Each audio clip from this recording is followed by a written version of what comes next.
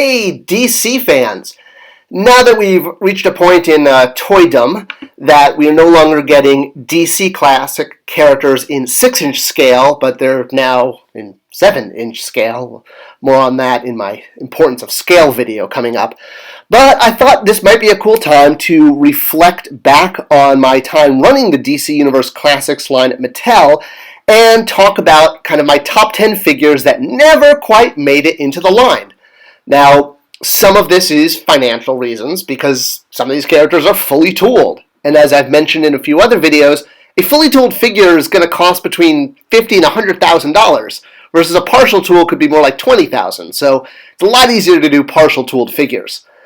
Some of these figures were just kind of a bridge too far. We just couldn't get to them. So for one reason or another, I'm going to walk you through kind of my top 10 figures that couldn't quite make the line. Let me know in the comments below if I've missed some big ones on your list, and we'll rock through this. All right, let's kick it off.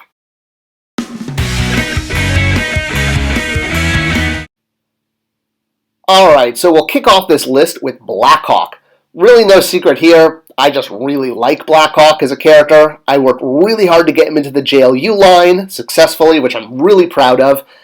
And he was just kind of a fully tooled figure. There really wasn't a way to do him and do him correctly without a lot of tooling money. DC Direct did a really awesome Blackhawk for the Jeff Darrow's line they did, and I have this one on my shelf. I think it's the only 6-inch Blackhawk figure that's been done, but couldn't quite get him into DC Universe Classics. Still, this is a really cool figure, and if you can find him, hey, track this one down.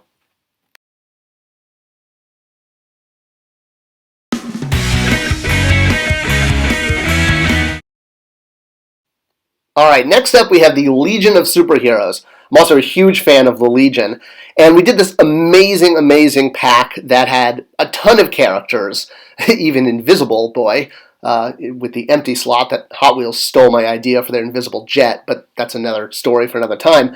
One character that didn't quite make the set was Bouncing Boy. We were going to do him, I think, as a slug figure, just as kind of like a little round ball, but again, it just didn't quite make the list, and tooling kind of killed it. Too bad.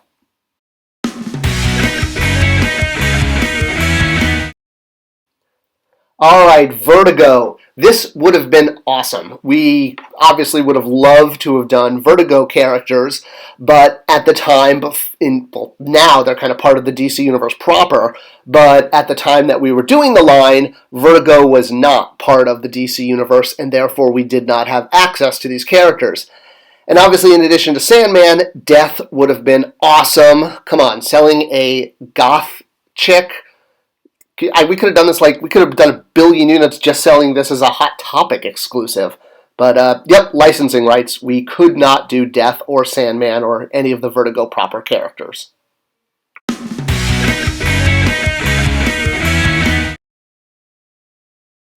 Alfred, Batman's butler. Oh, did I want to do Alfred. He was just like an essential character. And yes, I know Mattel did do an Alfred character. But you know what? They didn't do an Alfred character while I was there, and I didn't get to work on him. So I'm adding him to my list. I thought Alfred would have made an amazing toy. He did make an amazing toy, but I never got to work on him, and that's why I'm putting him on my list.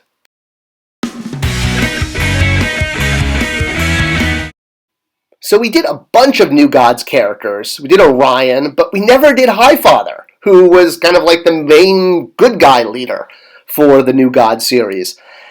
It was really because he was going to be very highly tooled. There was really no way to do him without a lot of tooling. So, unfortunately, we just never got to Highfather.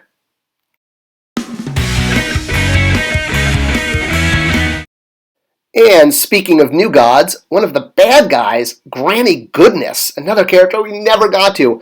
I actually really wanted to do her in the JLU line, because she was huge in both Justice League and the Superman animated series.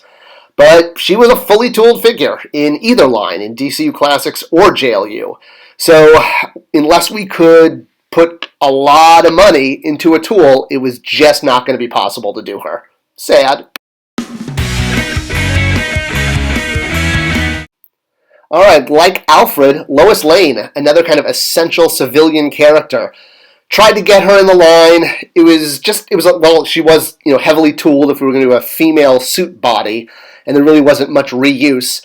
And it was tough to do civilians, because the line was aimed at kids, too, because it was sold at retail, believe it or not. 80% of DCU Classics was still selling to kids, like any line at retail, despite what fans may say. So, yeah. Never quite got to Lois, despite the fact that she would have made an amazing figure, and I really kind of think an essential figure for the DCU Classics line. Oh well.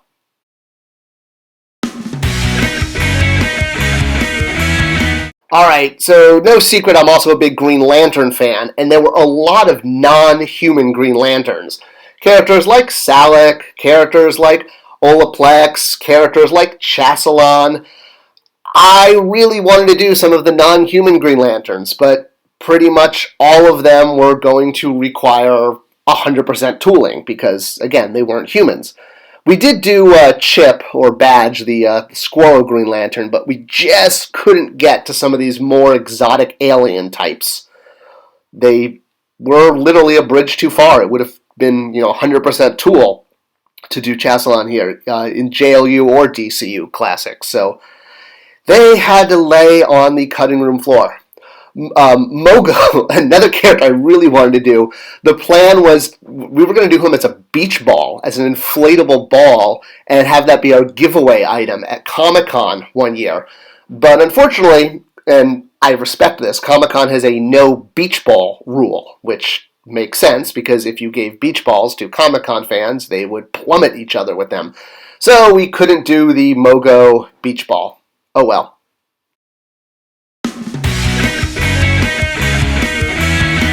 Kamandi, another area of the DC Universe I really loved.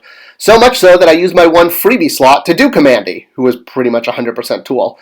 I would have loved to do some more supporting cast members. Prince Tuftan would have been kind of number one on my list.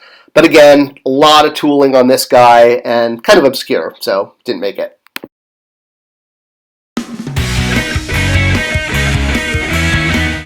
Alright, then finally on the list, there was Ragman. Now, he was not a character we couldn't do because of tooling. He would have been easy to do from a tooling standpoint. He was a deco issue. He just had so much deco on him, we just could not afford him, which was a shame, because he would have been really cool as a toy. Alright, so that is my top 10 list, or I think I snuck in more than 10 characters there, especially with those Green Lanterns. What are yours? What are the characters that you never got to see at 6-inch scale? Let me know in the comments below. Please, not just subscribe and that bell ringing thing I'm supposed to say, but share the video. I would love that. That would be the best thing you can do, because I'm not doing a Patreon thing. I'm just hoping people will share it and enjoy the toys. Alright, see you guys around the internet. Wait for the next one, and I'll see you here on Spectre Creative Channel.